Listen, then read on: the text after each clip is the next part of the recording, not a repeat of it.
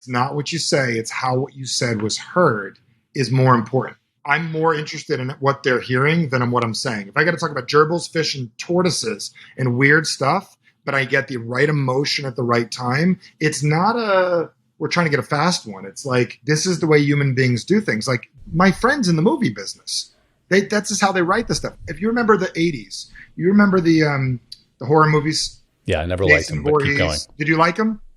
No, never liked them, but keep going. So let me help you real quick. There's always a sex scene prior to the murder. Why? I like those. I know you do. So the sex scene, and everyone's comfortable and safe and feeling sexy and a different level of hot oxytocin through the roof. Then the cortisol hits. The cortisol hits harder when you're in love land, right? The murderer just murdering, hey, you're walking down the street, you get murdered. It's not half as good as you're in like making love and everything's good, or sex scene and everything's great. And then they do it. So your job is to play with these drugs and these emotions to create a storyline that makes people feel comfortable doing what they wanted to do. But this is the thing. I don't really do sales. I do influence. And there's a big difference in the words. Like, I influence you to believe it's a good idea to do this, to influence you to feel bigger and better that you can decide.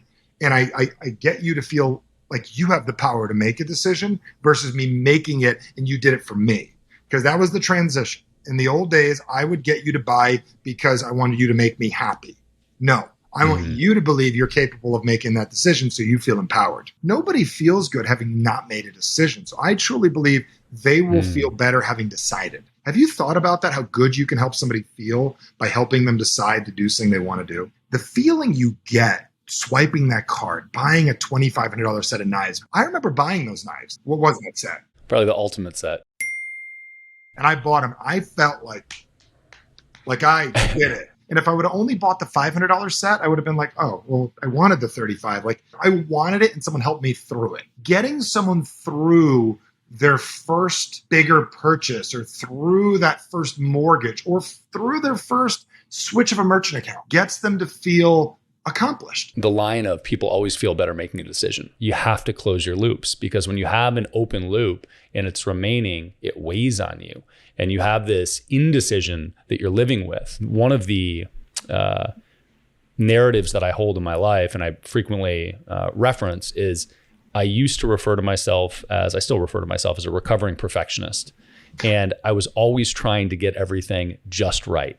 Yep. And through that process, I found myself doing this ready, aim, aim, aim, aim, aim, aim. And I was waiting to pull the trigger until I got it just right. And I would pull the trigger eventually with like one thing. And as I got into business and I got more on my plate, what I realized was I've got to make the decision faster and get done with it. And if I fuck it up, oh well, I'll go back and make another decision later and try to change it.